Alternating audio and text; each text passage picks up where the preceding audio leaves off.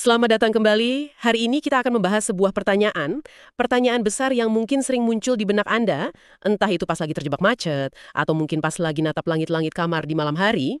Pertanyaan itu adalah, sebenarnya untuk apa sih saya melakukan semua ini? Ya dan? Pertanyaan soal tujuan hidup. Betul. Dan untuk menjawabnya, kita nggak akan cari satu jawaban ajaib. Kita akan menyelami sebuah konsep dari Jepang yang namanya Ikigai. Seringnya sih diterjemahkan sebagai alasan untuk hidup, tapi sebenarnya jauh lebih dalam dari itu kan? Tepat.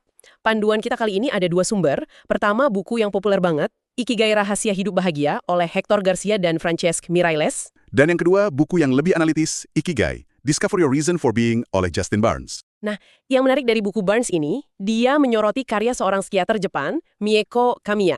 Bisa dibilang beliau ini adalah ibu baptis dari penelitian Ikigai modern. Betul sekali. Jadi, misi kita hari ini adalah membongkar 7 kebutuhan psikologis fundamental yang diidentifikasi oleh Kamiya. Oke. Menurutnya, Ikigai itu bukan sesuatu yang kita temukan, tapi sesuatu yang kita rasakan ketika 7 kebutuhan ini terpenuhi.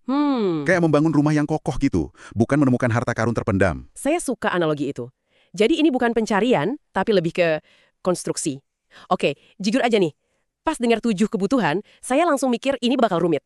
Tapi mari kita coba bedah satu persatu ya. Kayaknya ini bukan soal nyari satu jawaban ajaib, tapi nyatuin beberapa potongan puzzle. Mari kita mulai dari fondasinya, kebutuhan yang pertama. Kebutuhan pertama adalah kepuasan eksistensial, atau dalam bahasa Jepangnya, Seimei no Jujitsutan. Oke, istilahnya kedengerannya berat banget. Kepuasan eksistensial. Ini kayak sesuatu yang cuma bisa dirasain para filsuf di puncak gunung gitu. Apa artinya sih ini dalam hidup kita sehari-hari, waktu kita lagi nyuci piring atau balasin email gitu? Nah, ini dia bagian yang paling mengejutkan. Justru disitulah letaknya. Ini bukan tentang perasaan euforia atau kebahagiaan yang meledak-ledak. Oh bukan? Bukan. Buku Justin Barnes mendefinisikannya sebagai kesadaran yang mendalam dan penuh sukacita akan realitas terdalam kehidupan. Dalam. Artinya, ini kemampuan untuk merasa bahwa hidup ini cukup baik dan berharga, bahkan ketika nggak ada sesuatu yang luar biasa terjadi. Kepuasan yang Anda rasain dari hangatnya sinar matahari pagi atau pas nikmatin secangkir kopi. Jadi ini bukan soal ngejar momen-momen puncak yang kita lihat di media sosial, tapi justru nemuin kedamaian di lembahnya gitu ya. Tepat. Menemukan kepuasan dalam rutinitas yang, ya kadang membosankan. Itu sebenarnya jauh lebih menantang ya. Banget. Karena artinya kita harus berdamai sama kenyataan, bukan lari dari kenyataan itu sendiri. Oke. Ini adalah fondasi dari rumah Ikigai kita. Tanpa perasaan dasar bahwa hidup ini sendiri udah berharga, pilar-pilar lainnya bakal goyah. Ini jangkarnya. Oke, jadi fondasi utamanya adalah rasa puas yang stabil ini. Tapi kalau kita cuma puas dan diam di tempat, hidup jadi stagnan dong kan? Mungkin ini yang ngebawa kita ke kebutuhan kedua ya, perubahan dan pertumbuhan. Nah, Anda menangkap intinya. Kita butuh puas, tapi kita juga butuh progres. Tepat. Kebutuhan kedua memang perubahan dan pertumbuhan, atau henka atau seicho.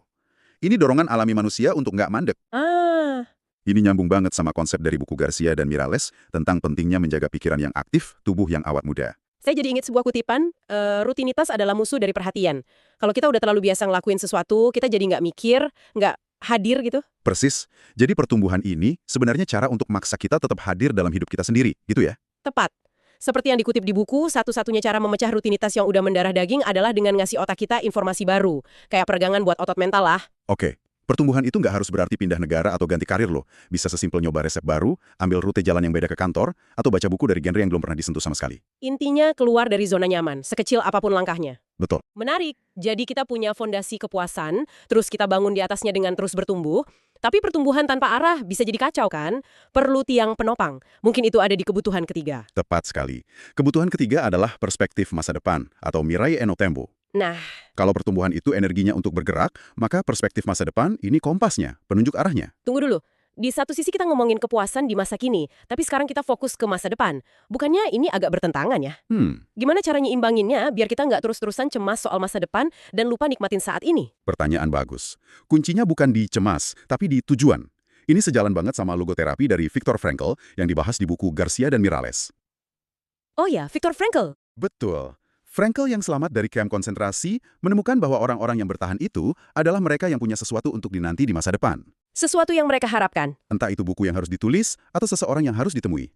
Tujuan itu ngasih mereka kekuatan luar biasa untuk menanggung penderitaan. Wow. Jadi perspektif masa depan itu bukan buat lari dari masa kini, tapi justru memberinya makna. Kayak kutipan Nietzsche yang terkenal itu, dia yang memiliki alasan untuk hidup dapat menanggung hampir semua cara.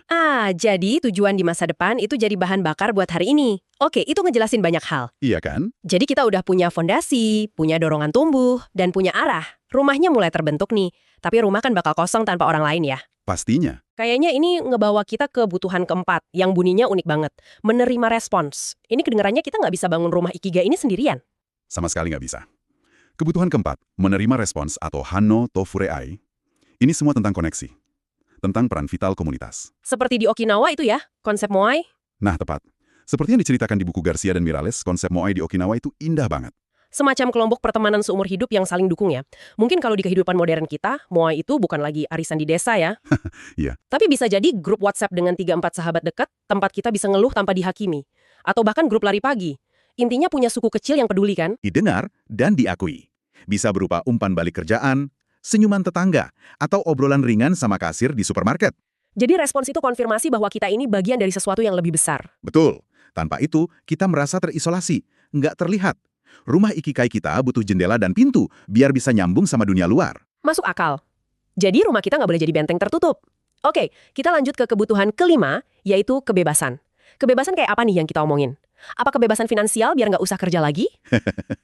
Bukan kebebasan dari tanggung jawab, tapi kebebasan untuk menjadi diri sendiri. Buku Justin Barnes ngejelasin ini dengan indah banget. Ini kebebasan untuk nunjukin warna sejati kita. Ada idiom Jepang yang bagus banget untuk ngelawan tren media sosial sekarang. Junin Toiro.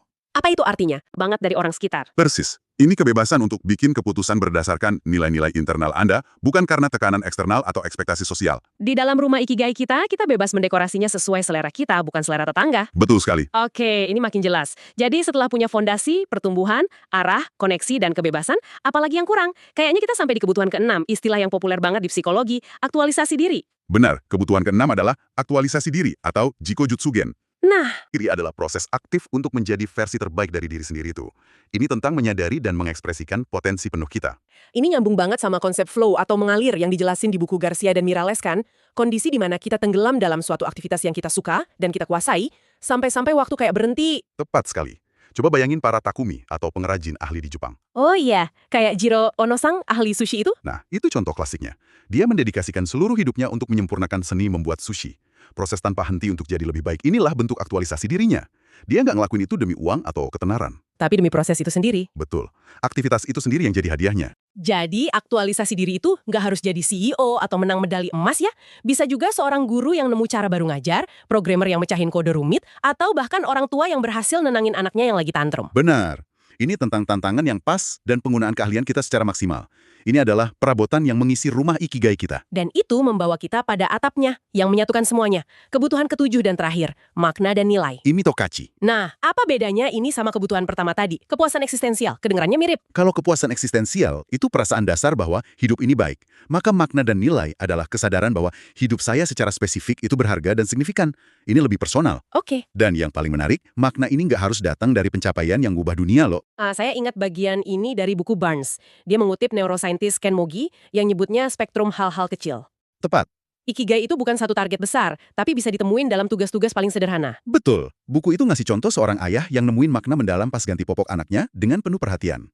Pada momen itu, tindakannya terasa sangat bermakna. Penting bagi kelangsungan hidup makhluk lain. Persis. Atau seorang barista yang nemuin makna dalam nyajiin secangkir kopi sempurna yang bahkan memulai hari seseorang dengan baik. Makna itu ditemuin dalam cara kita melakuin sesuatu, bukan cuma apa yang kita lakuin. Jadi, atap dari rumah Ikigai ini dibangun dari kepingan-kepingan makna kecil setiap hari.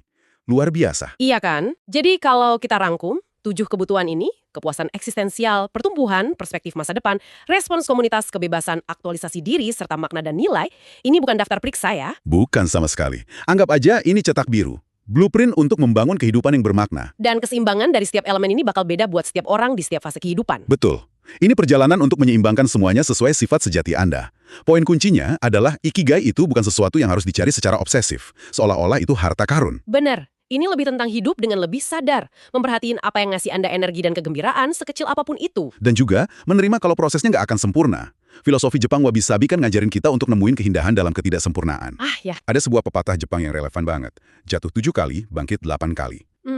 Ini nunjukin kalau proses membangun hidup yang bermakna ini pasti penuh kegagalan.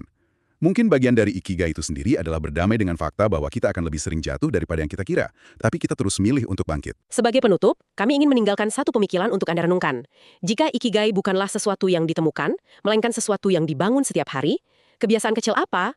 Cuma satu, yang bisa Anda mulai besok untuk meletakkan satu batu bata lagi di rumah Ikigai Anda. Kami nggak akan minta Anda untuk nemuin Ikigai Anda minggu depan. Itu tekanan yang terlalu besar. Mari kita mulai dari yang paling kecil. Kami punya tantangan 30 hari yang terinspirasi dari kebiasaan para sentenarian di Okinawa. Oke, Coba bentuk 3 kebiasaan harian baru yang sangat sederhana. Nawa kan nggak nge-gym. Mereka cuma terus bergerak secara alami. Mungkin cukup dengan jalan kaki 20 menit tiap pagi. Tanpa headphone. Cuma memperhatiin sekitar. Kedua, satu kebiasaan untuk terhubung. Ingat Moai, koneksi sosial itu vital. Bisa sesimpel nyapa tetangga pas keluar rumah, atau kirim pesan singkat apa kabar yang tulus ke teman lama. Dan ketiga, satu kebiasaan untuk mengalir.